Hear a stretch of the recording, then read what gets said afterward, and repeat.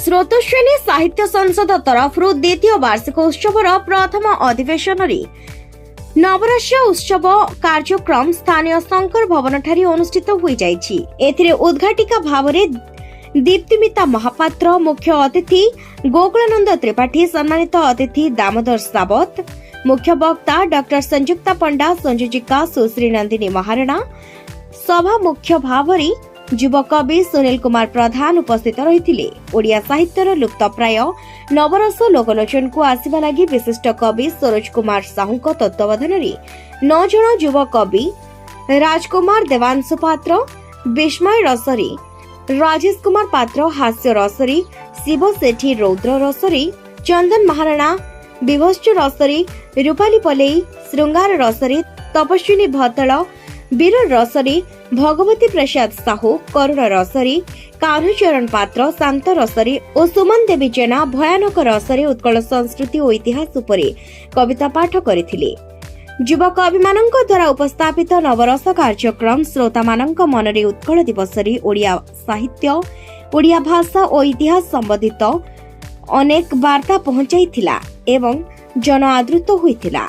द्वितीय अधिवेशन में वार्षिक उत्सव और संवर्धना सभा मुख्य अतिथि भाव में इंजीनियर जामिनीकांत दास, सम्मानित अतिथि भाव में विशिष्ट कवि सुशांत दास, मुख्य वक्ता भाव में डॉक्टर सुरेश चंद्र पंडा, संपादिका सुजाता शतपथी, सभा मुख्य भाव में प्रफुल्ल कुमार त्रिपाठी योगदान करथिले। जेउथिरे उत्कल दिवस और ओडिया साहित्य प्रति युवपीढ़ी को किपरि आगकु आसिबे ताहा आलोचना होइथिला। एतद् व्यतीत संबंधित प्रतिभा भाव में प्रबंधरे डॉक्टर सुरेश चंद्र पंडा, गल्परे स्वर्णमयी पाढ़ी, कवितारे प्रभाती मंजरी बेहेरा, शिशु साहित्य रे डॉक्टर विजय चंद्र महाराणा, शिक्षा सेवारी भवानी रानी दास, युवा प्रतिभा भाव में सुनील कुमार प्रधान को सम्मानित करा जायथिला। मध्याह्न विरति परे कविता पठन उत्सव अनुष्ठित होइथिला, जोंथिरे मुख्य अतिथि भाव में किरण बाला मिश्र, सम्मानित अतिथि भाव में ज्योत्सना पाणी, संयोजिका ज्योत्सना कुमारी प्रधान, सह संयोजिका भाव में सुचेता पाणिग्राही और सभा मुख्य भाव में मधुस्मिता साहू जोग देथिले, जोंथिरे कि शताधिक कवि तांकर कविता पठन और आवृत्ति करथिले। शेषरे विशिष्ट कवि सुशांत दास धन्यवाद अर्पण करथिले।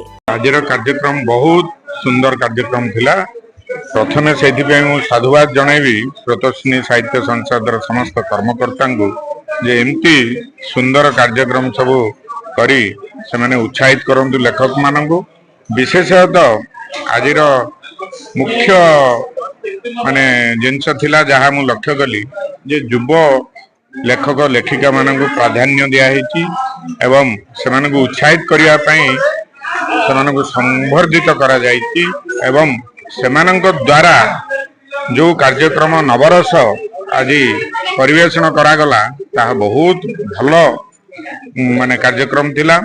एमती नूतन धरणर चिंताधारार कार्यक्रम जमती आउरी अधिकरु अधिक हम से दिगरे स्रोतस्विनी साहित्य संसद नेतृत्व नौ एवं आगामी दिन में मोर निश्चित भाव में विश्वास अच्छी जे स्रोतस्विनी साहित्य संसद कर्मकर्ता माने समानकर कार्यक्रम को आहुरी शाणित आहुरी लोकाभिमुखी करिवे एवं नूतन पीढ़ी को उत्साहित करिवे। युवा साहित्यिक माने साहित्य को बंचाई रखुचंदी, किंतु सभ्यता अनुसार समाज जेते आगु बढ़ुची से अनुसार से माने लेखिबा उचित आउ से माने भी लेखुचंदी। आमे अतीत को ही धरी बसिले हब नाही, आमे वर्तमान एवं भविष्य को नहीं युवक मानकर लेखा को भी स्वतंत्रता देबा, सम्मान देबा। आजिर एही उत्सव रे संपादिका सुजाता शतपथी बहुत सुंदर भाव कार्यक्रम टी को करिसेंती। संगठक सुशांत दास संकर संपूर्ण सहयोग रे एही कार्यक्रम सफल होईछि एवं मु गाल्पिका भाव रे जो सम्मान पाइली हुए तो मो यहाँ एक गुरु दायित्व आवरी दे देला। स्रोतस्विनी साहित्य उत्सव एक चमत्कार साहित्य उत्सव अनुष्ठित होईछि।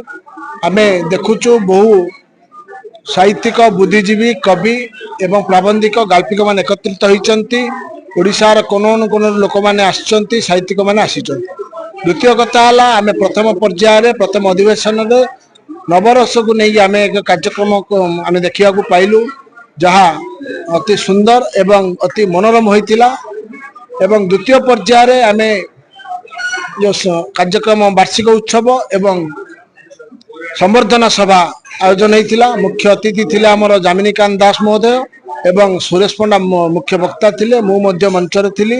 6 ଜଣ ଆମେ ସମ୍ବର୍ଦ୍ଧିତ ପ୍ରତିଭାଙ୍କୁ ଆମେ ସମ୍ବର୍ଦ୍ଧିତ କଲୁ। ସ୍ୱର୍ଣ୍ଣମୟୀ ପାଢ଼ୀ ଗଳ୍ପ, କବିତାରେ ପାଇଲେ ପ୍ରଭାତ ମଞ୍ଜରୀ ବେହେରା ଏବଂ ପ୍ରବନ୍ଧରେ ପାଇଲେ ସୁରେଶ ପଣ୍ଡା। ଯୁବ ପ୍ରତିଭା ଭାବରେ ଆମର ସୁନୀଲ କୁମାର ପ୍ରଧାନ ଭଳି ବହୁ ସାହିତ୍ୟିକ ମାନେ ସମ୍ବର୍ଦ୍ଧିତ ହେଲେ ଏବଂ ଯେଉଁ ସଂଯୋଜନା କରିବେ ପରବର୍ତ୍ତୀ ପର୍ଯ୍ୟାୟରେ ସଂଯୋଜିକା ଭାବରେ ମଧ୍ୟ ଆମେ ସେମାନଙ୍କୁ ସମ୍ବର୍ଦ୍ଧିତ କରିଲୁ।